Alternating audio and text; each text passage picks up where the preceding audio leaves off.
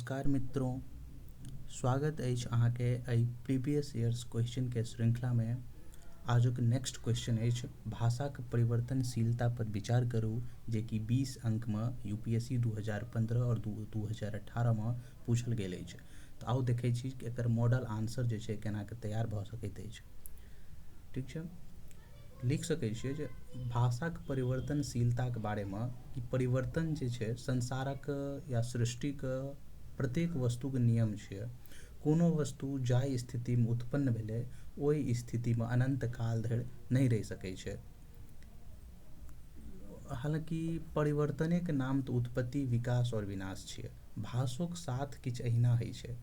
एहि संबंधमे महर्षि पतंजलिक एगो कथन छै जे शिष्ट व्यवहारमे भाषा स्थिर आ जनसाधारणक बीचमे भाषामे परिवर्तन होइत रहै छै। अर्थात भाषाके जहन शिष्टतापूर्वक व्यवहार कयल जाइ छै तऽ स्थिर रहै छै, यानी कि साहित्यमे स्थिर रहै छै।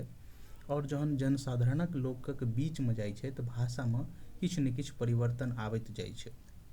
एहि परिवर्तनके दू भागमे विभाजित कयल जा सकै छै। पहिले तऽ आंतरिक कारण और दोसर बाह्य कारण। आंतरिक कारण ओकरा कहल जाइ छै जे स्वयं भाषेमे विद्यमान रहै छै। भाषाक उच्चारणक जे कारण हेतै ओ आंतरिक कारणक अंतर्गत आबि जाइ छै। और बाह्य कारणमे एतै भाषा पर भौगोलिक, सांस्कृतिक, सामाजिक, वैज्ञानिक प्रयोगक आधार पर जे भाषामे परिवर्तन होइ छै ओकरा बाह्य कारक अंतर्गत राखल जाइ छै। तऽ सबसँ पहिले अपना सब बात कऽ लै छियै आंतरिक कारण। आंतरिक कारण जे छै परिवर्तनक किछु कारण जे स्वयं भाषामे विद्यमान रहै छै, जेनाकि बल प्रयोग, उच्चारणमे बलाघातक प्रयोग। कखनो कखनो बेसी जोरसँ कोनो शब्दके उच्चारण कयल जाइ छै, एहिके कारण सेहो भाषामे परिवर्तन आबै छै। बाबूके बबुआ, एकरा भाव अतिरेक कहल जाइ छै। भाव लगाके बाजनाइ, इहोसँ भाषामे परिवर्तन आबै छै। बेटीसँ बिटिया। ओकर बाद प्रत्यय लाघव।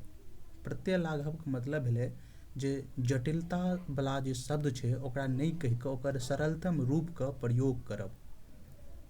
दोसर एकर एग्जाम्पल लोप। बहुत एहन शब्द छै जाहिके लोप केलाके बाद ओकर उच्चारण किछु अलग भऽ जाइ छै, जेनाकि ज्येष्ठके लोपसँ जेठ बनि गेलै। तेनाही अपूर्ण अनुकरण। अपूर्ण अनुकरणके मतलब भेलै ओ शब्दके पूरा नहीं बाजिकऽ ओकर कुछ टूटल फूटल शब्द प्रस्तुत करनाइ, जबकि दोनोके मतलब सेमे हेतै। जेनाकि ट्यूशन, ट्यूशन नहीं कहिके ट्यूशन कहनाइ। ई सब भाषाके आंतरिक परिवर्तन कहल जाइ छै। बाह्य परिवर्तनक पहिले हम गप केलहुँ, जाहिमे कहलहुँ कि भौगोलिक, ऐतिहासिक, सांस्कृतिक आ साहित्यिक प्रभावक कारणे जे उत्पन्न होइ छै विकार, ओकरा बाह्य परिवर्तन कहल जाइ छै।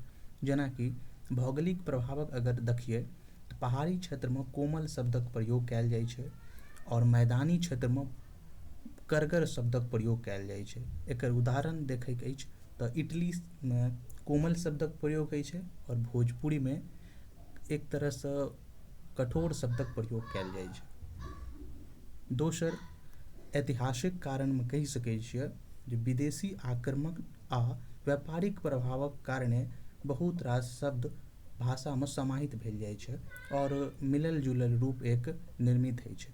हिन्दीमे पहिले क ख घ ध्वनि जे छै से छलै, लेकिन आब जे एकर किछु एहन शब्द छै जाहिमे क ख ग के नीचाँमे बिंदी सेहो लागल भेटै छै। ई एकर ऐतिहासिक कारण कहि सकै छी।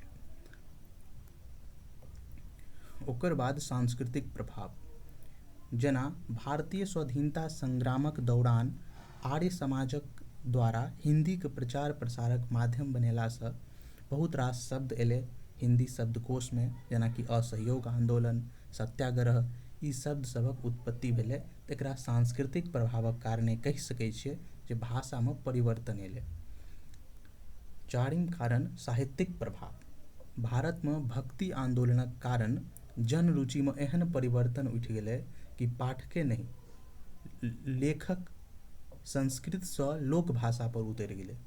जेनाकि कबीरदास, विद्यापति, तुलसीदास और जते भी लोक सब छलै ओहि समयमे जे साहित्यिक रचना करै छलै, सब जे छै हिन्दीके अलग अलग बोलीमे रचना करनाइ शुरू करलखिन। तऽ कहि सकै छियै साहित्यिक प्रभावक कारणे सेहो भाषामे परिवर्तन आबै छै। नेक्स्ट कारण वैज्ञानिक प्रभाव। नव नव शब्दक आविष्कारसँ ओहि वस्तु और तत्वक नामांकरणक आवश्यकता पड़ि जाइ छै, जाहिके कारणे हजारक हजार संख्यामे नव नव शब्द गढ़ल जाइ छै, जाहिसँ भाषा और समृद्ध होइ छै। जेनाकि एकटा एग्जाम्पल कोरोना वायरस।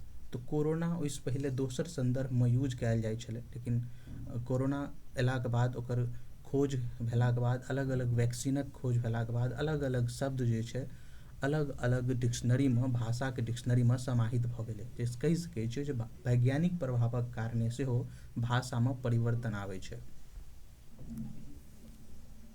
अतः कहि सकै छियै जे भाषामे परिवर्तनके बाह्य और आंतरिक कारण ई उपयुक्त देल गेल अछि, और इहो कहि सकै छियै जे कखनो कखनो ई प्रभाव लक्षित होइ छै, देखाय पड़ै छै, कखनो कखनो लक्षित नहि होइ छै, ओकर कोनो प्रभावे नहि पड़ै छै भाषा पर।